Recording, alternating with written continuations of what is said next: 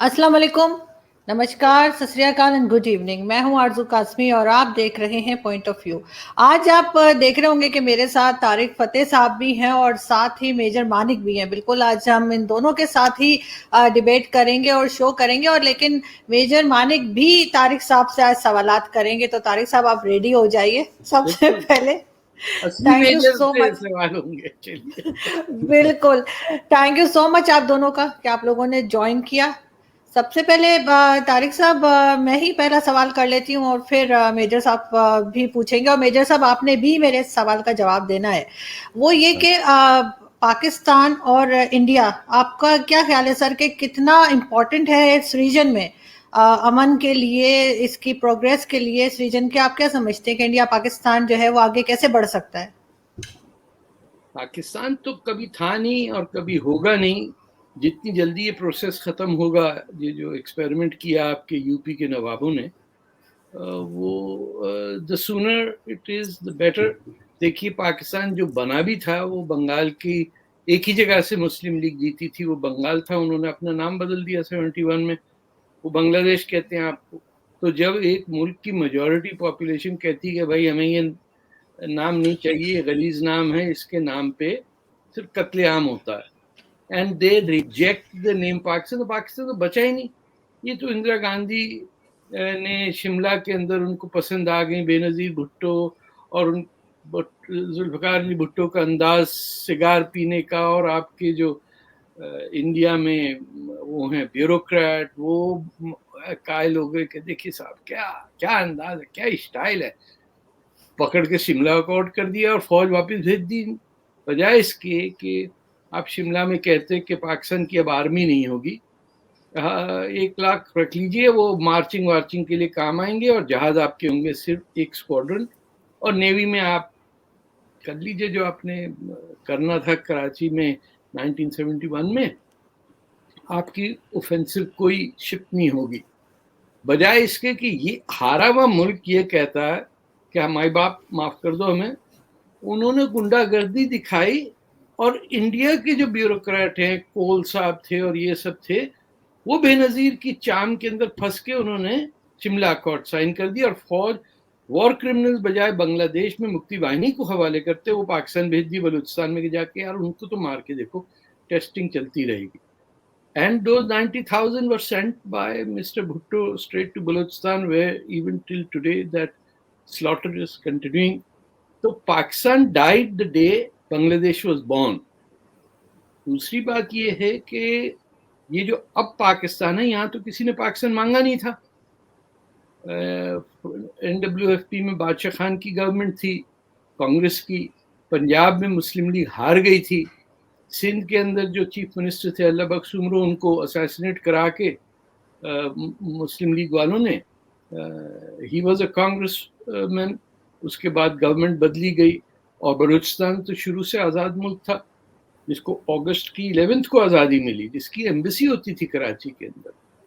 तो no one wanted Pakistan in what is today Pakistan, except वो महाजिर जो उर्दू बोलते हुए आपके वालिद या दादा वादा आए होंगे कहीं से, हाथ में लोटा मुंह में पान लेके उर्दू बोलते हुए आ गए, और पंजाबी को कह दिया तुम्हारी जबान खराब है। पंजाबी ने कहा वो तो हमें पहले से ही पता था, अब हम उर्दू बोलेंगे। यानी अभी तक रॉ नहीं कह सकता कोई पाकिस्तानी, राय कहता है। तो it's a distorted people, distorted language, they have no links to the soil on which they were born in. हर कोई बड़ी फखर से कहता है कि मेरे तो तुर्की फौज आई थी, उसने रेप किया तो मैं पैदा हो गया, अब मैं क्या करूं, मैं तो अब हूं तुर्क। तो these are the only people on earth who are in love with those who plundered them. यानी अब्दाली को देखिए, वाहिद आदमी जिसने लाहौर शहर को जलाया। पाकिस्तान में लाहौर शहर है जिसके अंदर हर आदमी अपने आप को अब्दाली समझता। ये सिंध और फ्रंटियर के बलूचिस्तान में तो वैसे ही नहीं कोई मानता। सिंध के अंदर तो अब आज़ाद सिंधु देश मांग रहे हैं लोग। ये वो पंजाबी जिनको इंफीरियरिटी कॉम्प्लेक्स था अपनी जबान से, जो ढंग की कोई जबान नहीं बोल सकते दुनिया में, ना इंग्लिश ठीक बोलते हैं, ना उर्दू, ना पंजाबी, लिख भी नहीं सकते, बड़े फखर से कहते हैं कि हम अपनी जबान में इलिटरेट हैं। there are no people on earth who will say कि अल्लाह का शुक्र है 100% हम इलिटरेट हैं।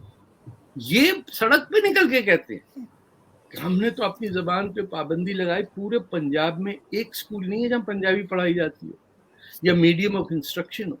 तो ऐसे लोगों का तो खुद खत्म होना, it's like on a time zone नहीं होता है, टाइमर पे लगा देते हैं कि तो हमें ये नहीं पता कब होगा, लेकिन ये खुद ही उधड़ के खत्म हो जाएगा और it will become a landlock place जहाँ पे पानी की किल्लत होगी। काबुल डैम के ऊपर, काबुल रिवर के ऊपर इंडिया डैम बना देगा, अटक के ऊपर पानी नहीं आएगा इंडस के अंदर।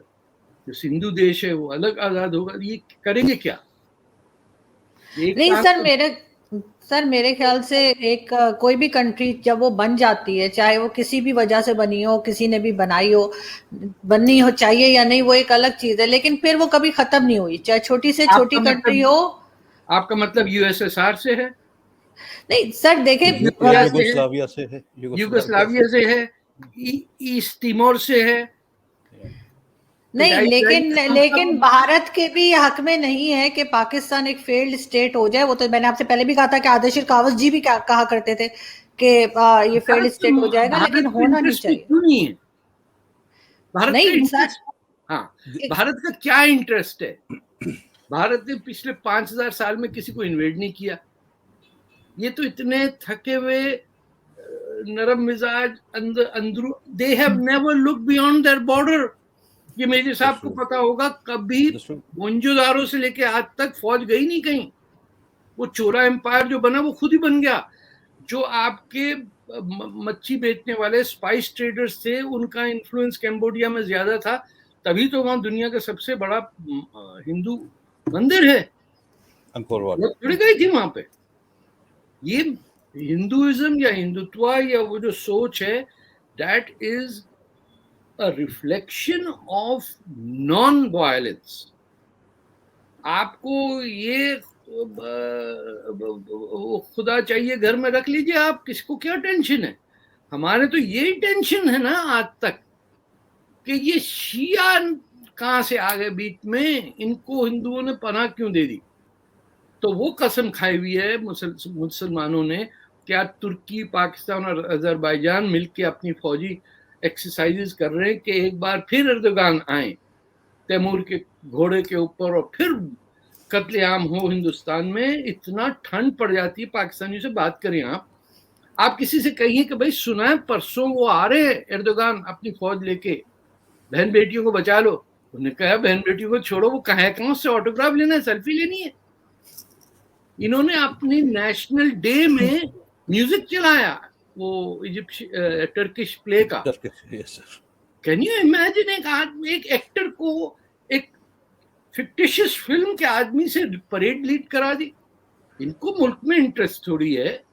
हर पाकिस्तानी, मेजर साहब आप गलत फौज में आ गए। अगर आप हमारी फौज में होते ना, जो पाकिस्तान में बनी, तो इस वक्त कनाडा में बैठे होते, एक प्लाजा आपके नाम का होता उसमें 36 दुकानें होती हैं, आपके बच्चे प्राइवेट स्कूल में जा रहे होते। मैं यही चीज मेजर साहब से भी पूछूंगी कि आप कहाँ तक एग्री करते हैं तारिक साहब से? अरे क्यों मरो, रिटायर्ड है ना। हाँ जी सर, रिटायर फिर ठीक है। हाँ जी, आज प्रीमेच्योर रिटायरमेंट लिया था। नहीं, सबसे पहले Fateh sir, thank you so much for joining today. और मैं आपको बताना चाहूँगा, आपका बहुत बड़ा फैन हूँ मैं, तो it's a pleasure to be and honour to be talking to you.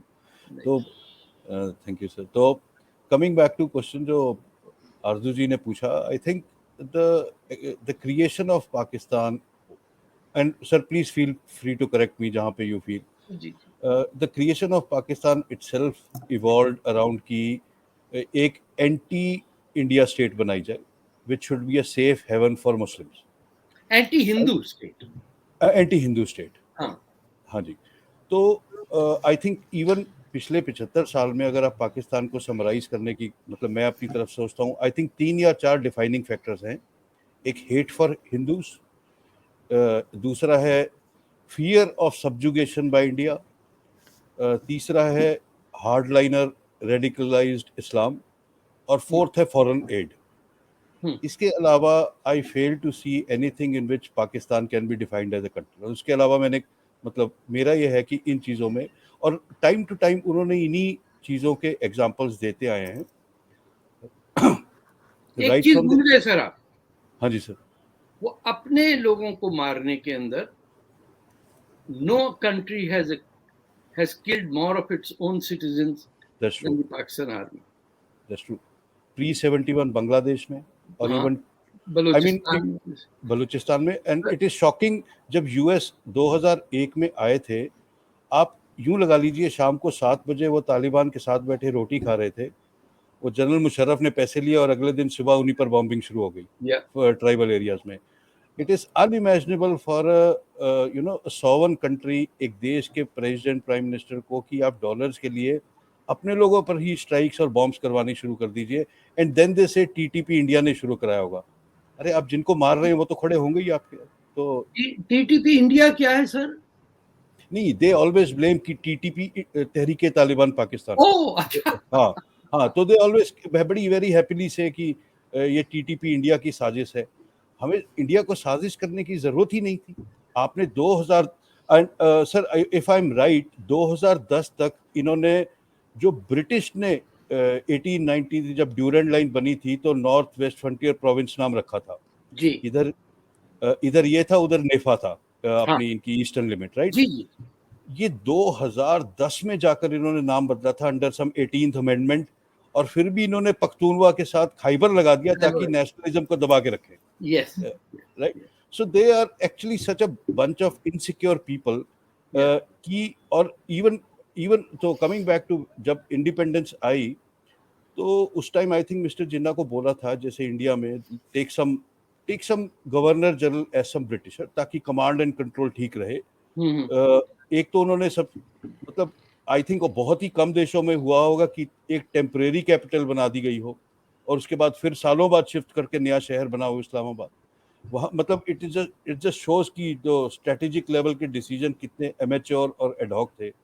और फिर उसके बाद आई थिंक 51 तक आर्मी, 53 तक नेवी और 57 तक एयरफोर्स के बॉसेस ब्रिटिश रहे थे, और इन्होंने इतना कंट्रोल दे दिया था आर्म्ड फोर्सेस को जस्ट बिकॉज कि सेम आई सेड कि इंडिया हम पर अटैक कर देगा। अपनी पूरी शुरू से इनकी वो आइडियोलॉजी रही।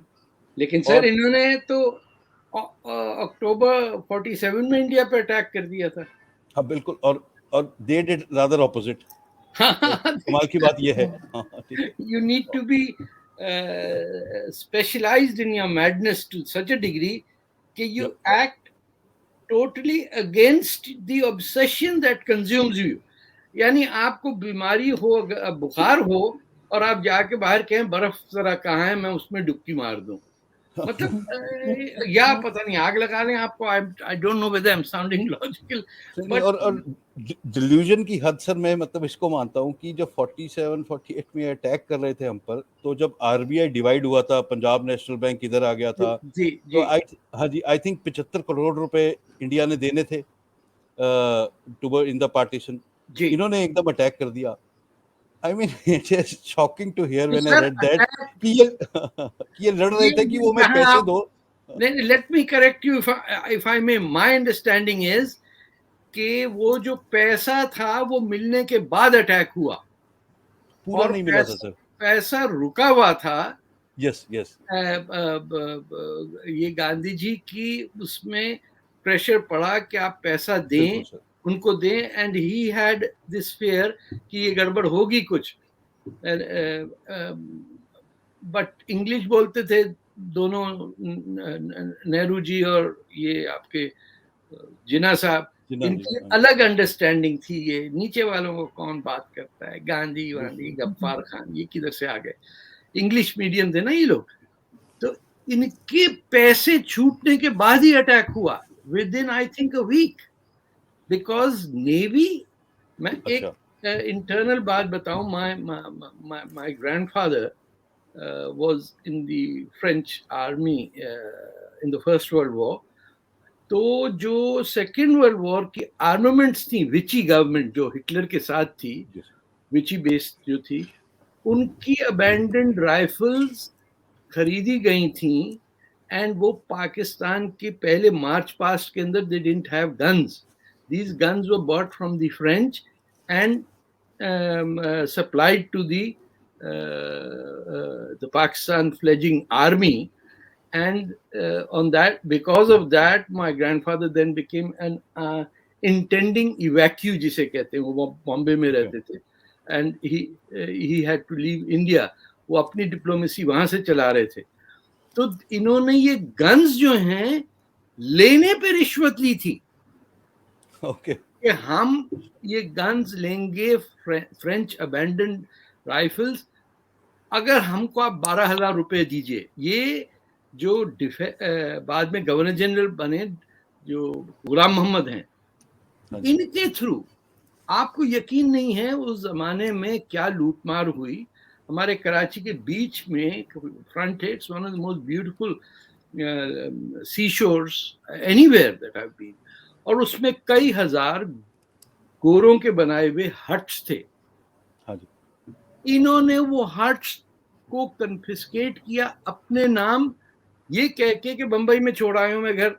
Everywhere they accumulated wealth by saying कि मेरे बंबई की प्रॉपर्टी इसकी अवेज, दिल्ली में प्रॉपर्टी का ये है तो मोटाला पैलेस मुझे दे दो.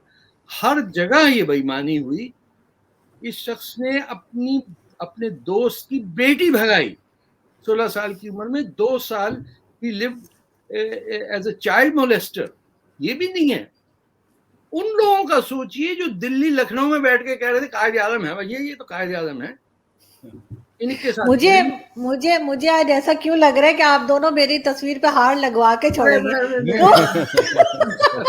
आप बीच में आ जाती ना तो बात हो जाती है. तो अच्छा, नहीं, मैं अभी इधर मैं ये भी पूछना चाह रही थी ना कि मेजर साहब ने, ठीक है, आपने जो बात की, लेकिन सर मुझे ये भी बताइए ना कि आपको लग रहा है कि जैसे आपने बताया कि आप तारिक साहब से कहाँ तक एग्री हैं, लेकिन फिर भी इंडिया पाकिस्तान जो है वो अभी फिलहाल मौजूद है और आई होप कि आगे भी रहेगा. लेकिन क्या इम्पोर्टेंस है इस वक्त पाकिस्तान की, क्योंकि अफगानिस्तान के लिए, चाइना के लिए तो है, क्योंकि अगर उनका सी पैक देखें, उनको रास्ता तो यहीं से जाता है वहां पे. तो आपको क्या लगता है कि अगर ये टेंशन थोड़ी कम हो जाए दोनों कंट्रीज की, कोशिश तो की जा सकती है या नहीं, कोशिश भी नहीं की जा सकती? सबसे पहले मैं एक चाइना का डाउट क्लियर कर दूं, जो अगर कोई आप भी हैं, ये वो चाइना के लिए पाकिस्तान कोई क्रिटिकल एलाई नहीं है कि उनके बिना चाइना को सांस नहीं आएगी. रादर इन अ 2 फ्रंट वॉर अगर चाइना के साथ इंडिया का होता है, China will be more than happy कि बेशक पाकिस्तान हार जाए, इंडिया उधर बिजी रहे. सो इट इज़, आप जो ये सी पैक बोल रहे हैं, तो चाइना आपको ऐसे ग्रांट्स वैसे नहीं देता जैसे अमेरिका ने आपको 2001 से अब तक 19 जमा $13 बिलियन तो $32 बिलियन तो जस्ट ट्रांजैक्शंस के दे दिए थे, सॉरी ट्रांजिट के. China is a different ball game all together. और अफगानिस्तान के लिए भी ये पाकिस्तान ने दुनिया पे इंसिस्ट करने की कोशिश करी कि हम अफगानिस्तान का गेटवे हैं, जबकि इस चीज़ को तालिबान भी एक्सेप्ट नहीं करेगा. They would like to impose their own sovereignty. वो इसलिए इतनी लड़ाई करके सरकार नहीं बनाई कि हमारे ब्रोकर पाकिस्तानी बनेंगे. और ये इनकी जब से मतलब तालिबान बना था, वो देवबंदी मदरसाज में जनरल नसीरुल्लाह के अंडर, तब से लेकर अब तक पाकिस्तान ने पूरी कोशिश करी है इनको कंट्रोल करने की. तो ये एज दे से इनकी से हो सकती है, but they can not control Taliban. तो किसी भी, और इस तालिबान वाले लास्ट 6 महीने के केस में पाकिस्तान ने अपने आप को इंटरनेशनली इतना आइसोलेट कर लिया है, जो मतलब अमेरिका में, यूरोप में जो आम आदमी, अक्सर आप जब भी ट्रैवल करते होंगे, आप भी गए होंगे, अक्सर लोग इंडियन पाकिस्तानी इसको कंफ्यूज कर लेते हैं कि आप पूछते आप कहाँ से हो, तो इंडिया से हो, I thought you are Pakistani, I thought you are Indian, ये चलता रहता है. लेकिन जब अब सबको पता है पाकिस्तान कौन है, क्योंकि पाकिस्तान ने एक पूरे देश को तबाह कर दिया. और इस कारण अब उसका रिप्रिकॉशन ये हुआ कि अमेरिका को अपनी हार और अपनी शर्म की वजह से जब अपनी कांग्रेस कमेटीज में, यूएस सेनेट्स में जवाब देने पड़े, तो उसमें जब पाकिस्तान खुल के बाहर आया कि ये लोग 20 साल से, 30 साल से, 40 साल से क्या कर रहे हैं, तो अब सबको पता है कि पाकिस्तान क्या है. तो आप डिप्लोमेटिकली कट ऑफ हो चुके हैं. फाइनेंशियली तो मैं ना ही बोलूँ तो ठीक है, राइट. आपका उधार इतना है कि आप अपनी स्टॉक मार्केट सारे एसेट्स बेच दे तो नहीं उधार चुका सकते. दुनिया का ऐसा कोई इंडेक्स नहीं है जिसमें आप लास्ट के 10-15 में नहीं है, सिर्फ एक में आप सबसे ऊपर है। It is called global fragile government index. उसमें आप नंबर 14 पर है कि कितनी जल्दी ये देश गिर सकता है। तो कुछ अफ्रीकन, इराक, लीबिया, यमन के पीछे ही हैं आप। तो कहने का मतलब ये है कि इंडिया को एक्चुअली कुछ करे बिना भी अगर हम बैठे रहे, as they say, you don't need to disturb your enemy when he is making mistake. अगर हम, India is just watching, wait and watch चल रहा है। आप खुद ही इतने गलत डिसीजन पे गलत डिसीजन लिए जा रहे हैं कि पाकिस्तान अपने आप ही इम्प्लोड हो जाएगा। जिसको मतलब अब फर्स्ट सबसे पहले टीटीपी उठेगा, आपके नॉर्थ जाएगा, सिंध होगा, बलूच होगा, you will break down into a small Punjab state. और इसको कोई, it's very impossible to stop it now. और स्पेशली ये जो प्रेजेंट गवर्नमेंट है, इन्होंने बस वो आग में घी ही डाला है। जो प्रोसेस स्लो हो सकता था, इन्होंने उसको पुश ही दिया है। इट इज नॉट दैट इन्होंने हेल्प किया है कुछ। हाँ जी, नहीं बिल्कुल, ये आप ठीक कह रहे हैं, क्योंकि ये तो बहुत कहा जा रहा है कि जो इमरान खान की गवर्नमेंट आई है उसने और ज्यादा मुल्क का कबाड़ाई किया और बेहतर कुछ नहीं हुआ। लेकिन तारिक साहब, अब IMF ने भी इनको मना कर दिया, जो इनकी लोन लेने ये गए थे, वो उन्होंने कह दिया कि डू मोर, और बाहर निकाल दिया इनको। तो अब ये करेंगे क्या? क्योंकि तारिक सर, इससे पहले आप जी जवाब दे, मैं एक छोटी सी बात, बीच में आपने खान अब्दुल गफार खान का नाम लिया था, मैं भूल जाऊंगा, इसलिए मैंने आपकी एक इंटरव्यू में सुना था दैट यू मेट हिम। तो आज सेशन के दौरान कभी भी please do tell about that. He is a very, I would love to hear about that. हाँ जी मैम, प्लीज। मैं फिर मैं बात करते हैं उस पे। मैं जरा मेरी सोच अलग है इस मामले में, क्योंकि जो कन्वेंशनल विजडम है उसमें पाकिस्तान को as an entity, as a state के हिसाब से case way you cultivate terrorism, ये सब इल्जाम भी लगा दें, तब भी मैं आपको ये बताऊं कि that is not the real problem. जो असल प्रॉब्लम है वो है उस सोच का कि रोज़े क़यामत आनी है और जितनी जल्द आए उतना बेहतर है, क्योंकि यहाँ तो हमें कोई गर्लफ्रेंड मिलने वाली नहीं। शक्लें हमारी ऐसी बेगैरतों वाली, वो जाली वाली टोपी और पता नहीं क्या क्या पहन के आते हैं, तो हमें कोई डेट वेट। आज बल्कि कनाडा में एक आर्टिकल छपा हुआ है एक बांग्लादेशी बच्ची का कि देसी लड़कियों को कब इजाजत मिलेगी डेट करने की। अब तक यहाँ पे भी नहीं, थर्ड जनरेशन को नहीं। उस बात को छोड़िए, असल थ्रेट है उस सोच का जिसके तहत लाइफ बिगिंस आफ्टर डेथ, जिसको आप काउंटर नहीं कर पाए आज तक। ना सीरियसली लेते हैं आप, और ना यकीन है आपको कि गज़वा हिंद कोई फिलॉसफी है। इसीलिए अमेरिका में देखिए 9/11 की 20th एनिवर्सरी पे लोगों को ये नहीं पता 9/11 को हुआ क्या। उनको वो Japanese attack on Pearl Harbor याद है, क्योंकि उसमें फिल्में ज्यादा बनी है। सो जब दुनिया की मिडिल क्लास पढ़ने वाले लोग इसमें हो कि गूगल में जॉब कौन सी मिल रही है, CEO कहाँ से बनना है, फेयर एंड लवली क्रीम वाली लड़की कैसे मिलेगी दुल्हन में, जब इस चक्कर में पड़े हुए हैं आपको क्या पता कि दुनिया भर का मुसलमान जो सियासी मुसलमान है वो कहता है मौत कब आएगी मुझे। और मौत उस वक्त तक नहीं आएगी जब तक हिंदुस्तान का हर हिंदू मुसलमान होगा और हर हिंदू टेम्पल डिस्ट्रॉय होगा। ये नॉन सीरियसली ले लेते हैं आप लोग इंडिया के अंदर।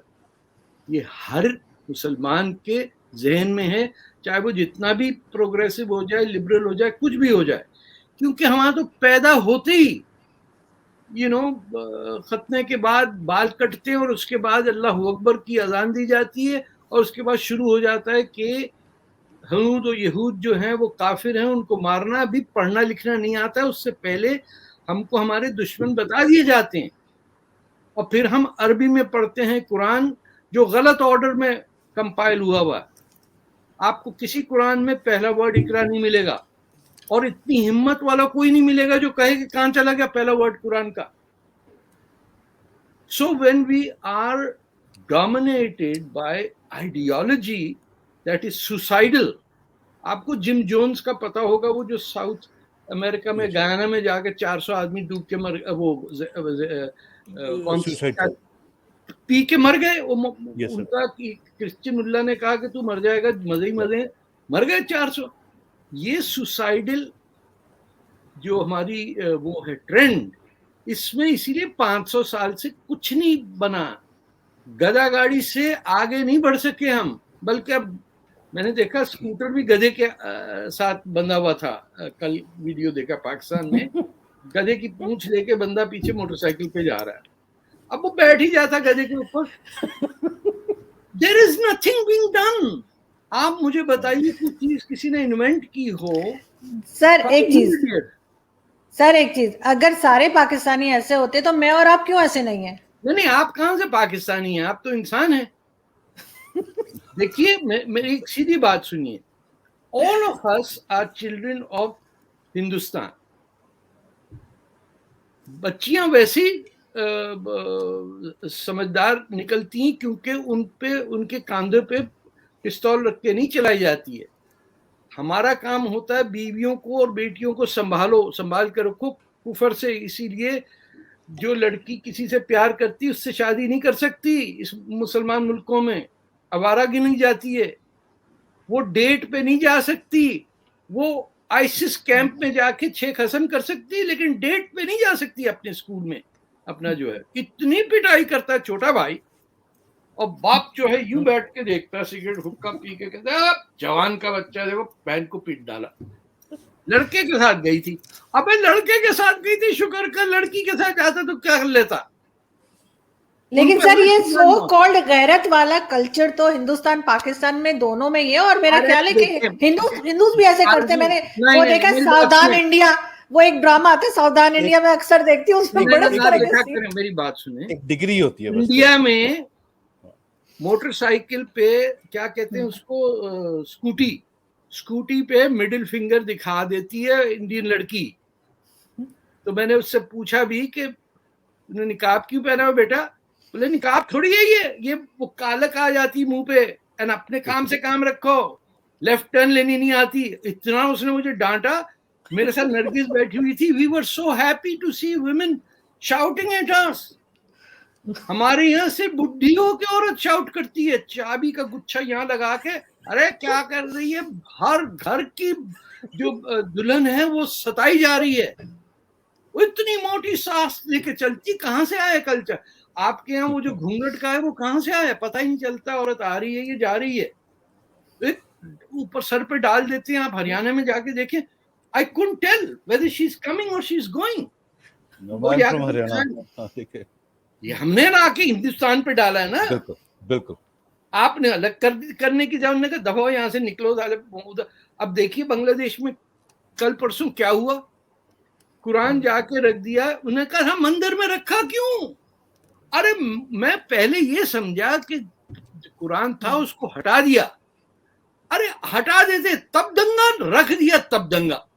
That means there is something mentally wrong with you. If the Hindu temple keeps a Quran, I would take it as an honor.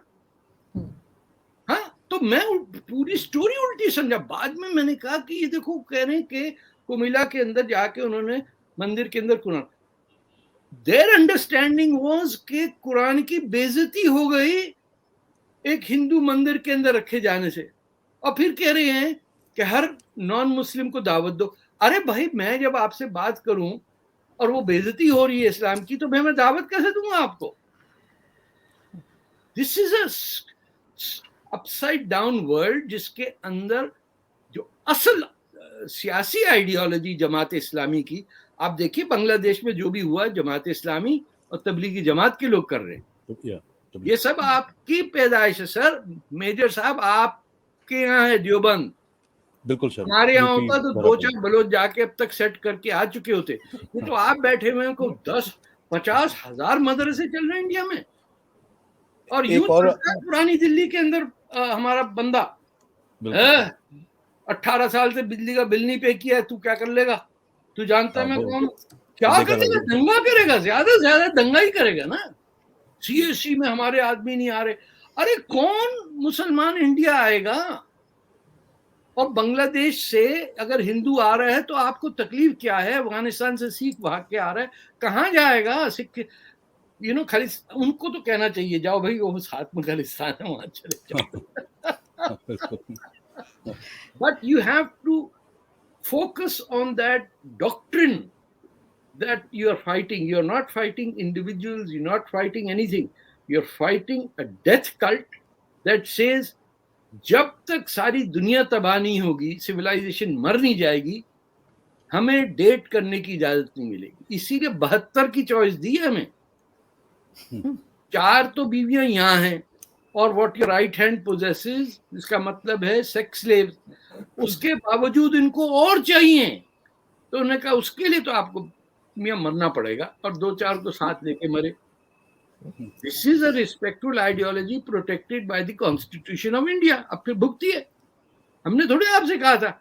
आपको अंबेडकर साहब ने कह दिया था ना कि what is the cooperation of what is the Muslim cooperation? It is for not for it's universal. It is for each other where the other is excluded. Yes. आपने कहा नहीं रखेंगे तो सही. वो मौलाना आजाद को रखिए, उसके बाद यानी छागला साहब को रखा. 5 तो आपने एजुकेशन मिनिस्टर रख दिए. एग्जैक्टली. Yes sir. तो जो किताबों में है वो पढ़ाया जा रहा है. मेजर साहब मुझे ये बताइए कि अभी जो कश्मीर में गड़बड़ मची हुई है उसमें कहा जा रहा है कि उसमें अफगानिस्तान से कोई तालिबान है जो इस तरह के अटैक्स कर रहे हैं. वो कहाँ तक बात ठीक है? नहीं, अब तालिबान का कोई लिंक ये दिस इज अगेन जो टेरर ग्रुप्स आपके जो पाकिस्तान के हैं वही हैं. तालिबान का कोई लिंक नहीं बनता. देखिए इवन जब 96 2001 में तालिबान की सरकार थी तो उनसे क्लियरली पूछा गया था 1-2 बार. मतलब पाकिस्तान ने तो बहुत प्रेशराइज करा कि आप ये हमारी जिहाद कश्मीर में ज्वाइन करें. बट थोड़ा सा अफगानिस्तान की वैसे भी हिस्ट्री देखें तो Afghanistan has we whatever we might think of them, उन्होंने they have played it very well. Never कि इंडिया पाकिस्तान राइवलरी में क्रश नहीं होना है.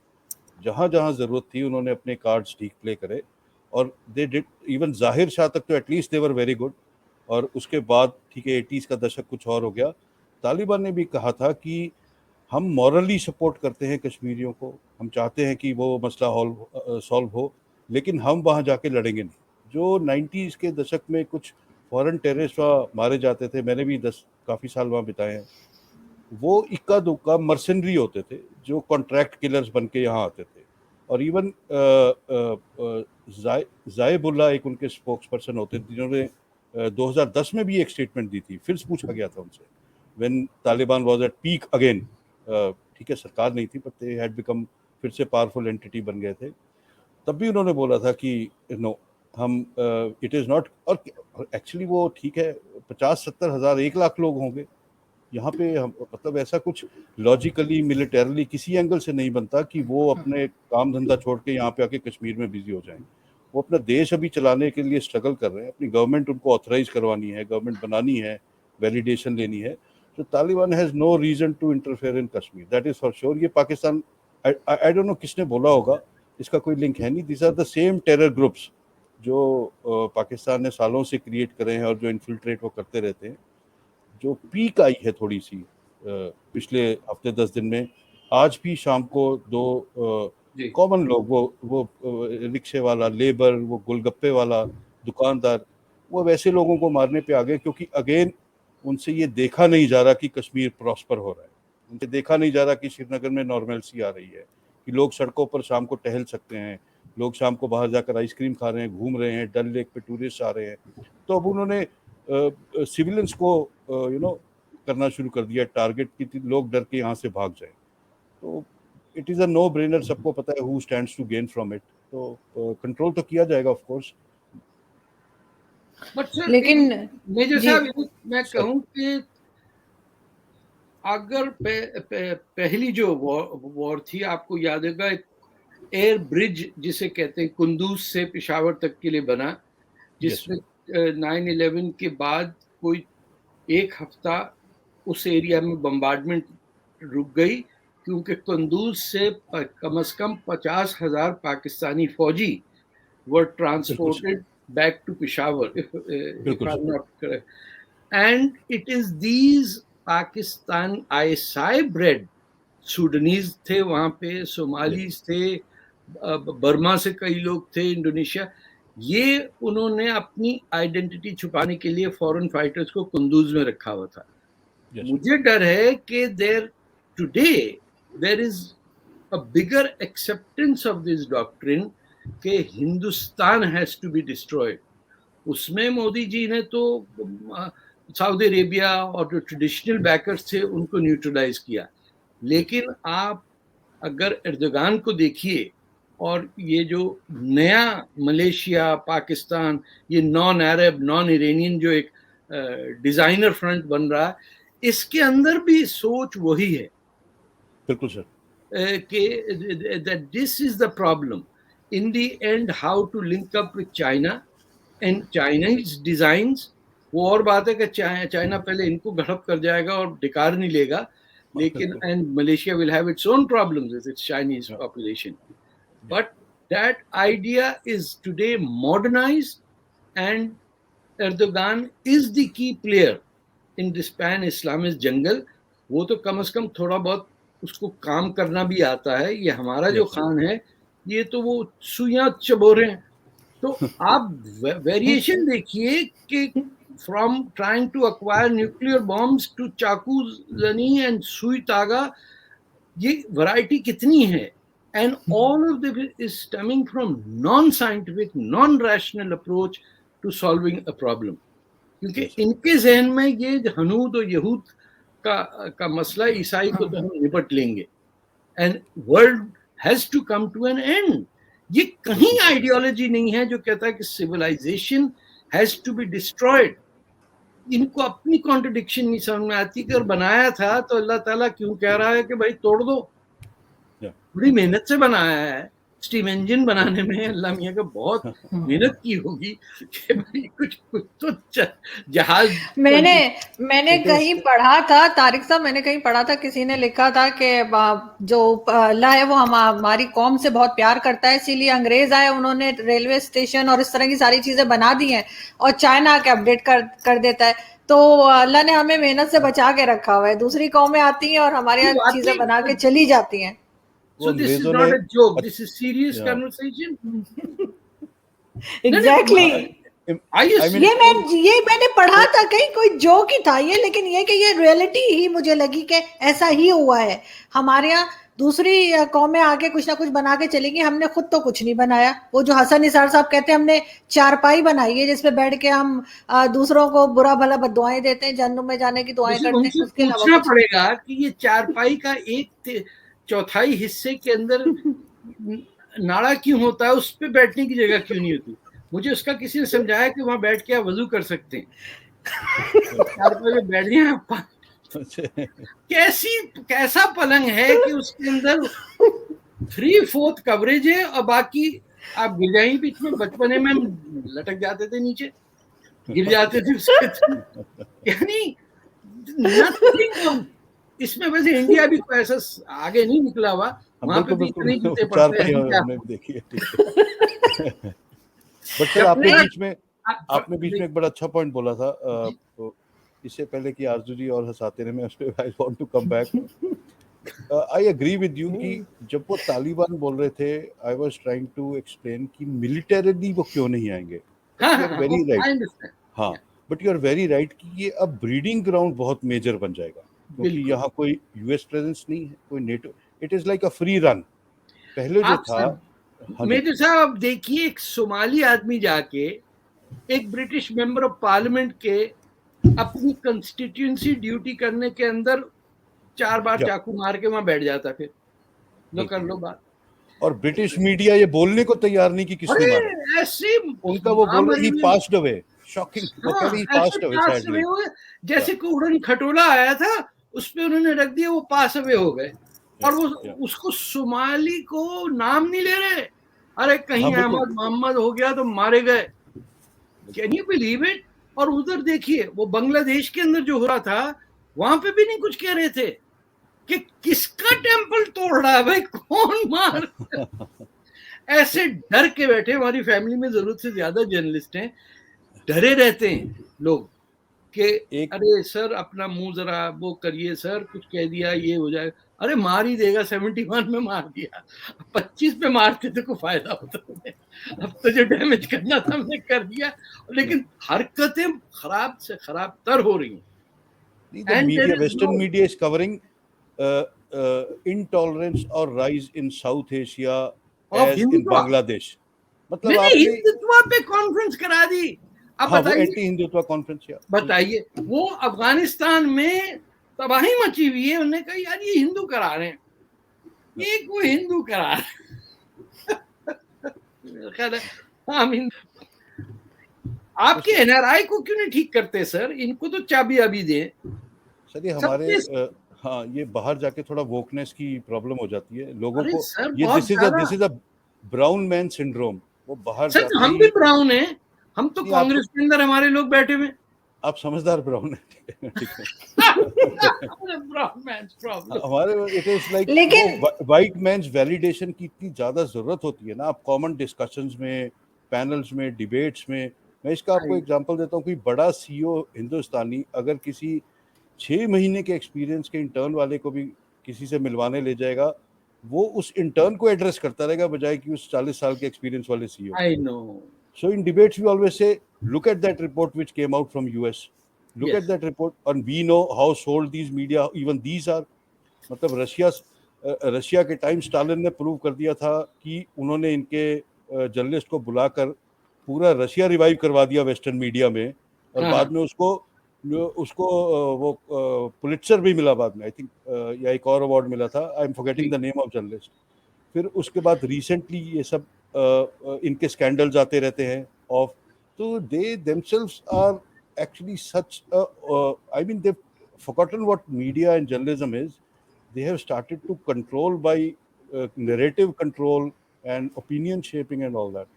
तो काफ़ी बुरा हाल है उस हिसाब से। एंड जो जिस तरह का अग्रेशन इंडिया फेस कर रहा है internally from this quarters in western media, it is actually मतलब वो होता है, कॉमन सी बात है, जैसे आप अगर 100 मीटर स्विमिंग कर रहे हैं, लास्ट के 10 मीटर हमेशा सबसे डिफिकल्ट ही होते हैं। yes. तो ये उस तरह का डिफिकल्ट टाइम है, but I am sure will sail through. लेकिन एक चीज, बस एक बात आजू जी मैं इनसे जरूर पूछना चाहता था सबसे, सर आप जब चाइना, पाकिस्तान, अफगानिस्तान की बात कर रहे थे, मेरा ये मानना है कि, and I would like your advice on that, कि जो शिनजियांग प्रोविंस में इनका यूगर मुस्लिम्स वाला इशू है, और फिर ऊपर ईस्ट तुर्कमेनिस्तान इस्लामिक मूवमेंट है, चाइना इज वेरी स्केर्ड कि ये आपस में कनेक्ट ना हो, ताकि इधर अपराइजिंग ना हो। तो पाकिस्तान को चाइना का तालिबान टेक ओवर में मेजर सपोर्ट का कारण एक ये भी रहा होगा कि दे आस्क्ड तालिबान और पाकिस्तान टू कंट्रोल ETIM। तो do you have any views on that sir? China में 2-3 किस्म के मुसलमान हैं, जो मिंग मुसलमान हैं नॉर्थ वेस्ट के अंदर, नॉर्थ में बिल्कुल, they are fully integrated into Chinese society. ये जो हमारे साउथ वेस्ट के हैं, जो लद्दाख साइड पे और इधर उधर कहते हैं, that is Chinese result of Chinese occupation of Tibet. जो उनके तुर्कमेनिस्तान से कनेक्शंस थे वो टूटे और ये सब हुआ। हमारा एक कैनेडियन है जिसको पकड़ा हुआ 6 साल से, Rahim, I forget his full name, Rahim, he was visiting Uzbekistan, वहाँ से उठा के लेके गए, and he is now in prison for, even though he's a Canadian, उसको नहीं, गोरों को 2 को छोड़ दिया, उस बेचारे को हुसैन जलील नाम है, he was not released because China has this fear that they recognize the truth that they are an occupying power in Tibet. Yes. Tibet पे अग्रेशन करके वो पूरा एरिया जिसको वो आपके इंडियन साइड से भी कब्जा किया हुआ है वहां पे, ये इन्होंने, हाँ नहीं, वेस्ट में जो है लद्दाख के पास का एरिया, अच्छा ओके, वेस्ट की बात है, हाँ जी बिल्कुल बिल्कुल जी, वहां पे भी कब्जा किया हुआ है, अक्साई चीन, जी अक्साई चीन। They don't want to be known as an occupying power, despite the fact that today it is the East India Company of the world. आप इथियोपिया को देखिए, ज़ैम्बिया को, जिम्बाब्वे को, पेरू को जाके देखिए, वहां से टिन जो है उन्होंने पूरे माउंटेन्स जो जहाँ से टीन एक्सट्रैक्ट होता है वो कब्जे में लेके खरीद लिए हैं उन्होंने। एंड उनको उनकी जहन में, मैंने अभी 2 हफ्ते पहले लिखा भी था कि what do Chinese think of when they meet what they call the white devil और द ब्लैक डेविल। हम आप जो हैं we are in the category of the black devils. ये जब पीकिंग के अंदर रिवोल्ट हुआ था अंग्रेज ऑफिसर के साथ जो गए थे हिंदुस्तानी फौजी, तो उनको वो एड्रेस करते थे एज लॉन्ग नोज्ड कुछ ऐसे। लेकिन जो हिंदुस्तानी फौजी थे we were considered as rats in their eyes. China की डोमिनेंट इस वक्त दुनिया में ये फिलॉसफी है कि बाकी लोग तो इंसान ही नहीं अभी हैं। आप पाकिस्तान में एक क्लिप था कि 2 चाइनीज ऑफिसर्स एक गाड़ी में बैठे, पुलिस वाला उनसे सवाल पूछ रहा है और वो गर्दन भी नहीं मोड़ रहे। और वो पाकिस्तानी सुपरिटेंडेंट कह रहे हैं सर वो तो गाली नहीं कर दे मेरे नाल, बात ही नहीं कर रहे, they are not even turning the neck, they don't even dare to tell you the name. थूक देंगे आपके ऊपर वो। और अभी 35 मिलियन मांगे उन्होंने जो उनके इंजीनियर्स 38 पहले 3 मिलियन डैम प्रोजेक्ट वाला। क्या फर्क पड़ता है सर, हम कौन सा देने वाले हैं, जितने मर्जी मांग लें। 2-4 को भेजना है अच्छी बात। ये बात उधार का डर तो तब है कि अगर देने हो जितने मर्जी मांग लो, हमने कौन से देने। तो थैंक यू सो मच कि आप दोनों ने ज्वाइन किया। जाते जाते सर तारिक सर मैं आपको बुक दिखाऊं कि मुझे संजय दीक्षित जी ने अपनी बुक भेजी है। और अमेरिका से उनके अमेरिका से उनके दोस्त ने किसी ने, और आपकी बुक के लिए मैंने कहा है यहाँ पे, और उन्होंने जो बुक स्टॉल वाले कह रहे हैं कि मंगा देंगे, तो जैसे ही आपकी बुक आएगी वो भी पढ़ना शुरू करती हूँ। वो संजय दीक्षित ने पिछले शो में कहा कि आपकी किताब ने मुझे खराब किया। अब आपकी किताब, मैं किताब पढ़े बगैर ही खराब हो चुकी हूँ। सब मुझे कहते हैं कि तुम तारिक साहब के साथ शो क्यों करती हो, तो मैंने कहा मैं तो करूंगी। नहीं। वो थैंक यू मेजर साहब, अगर आपको मौका मिले just as an educational piece, उसके अंदर I have deconstructed this whole notion of the Islamic state कि ये तो है ही नहीं, ये तो प्रॉफिट की डेथ के बाद ही कुरैश और अंसार मार पीट झूठा 18 घंटे प्रॉफिट की बॉडी मई की गर्मी में रखी रही, दफनाने पे तैयार नहीं कोई, कि चाबी कुंजी किसके पास जाएगी, सब के सब सास बन गए।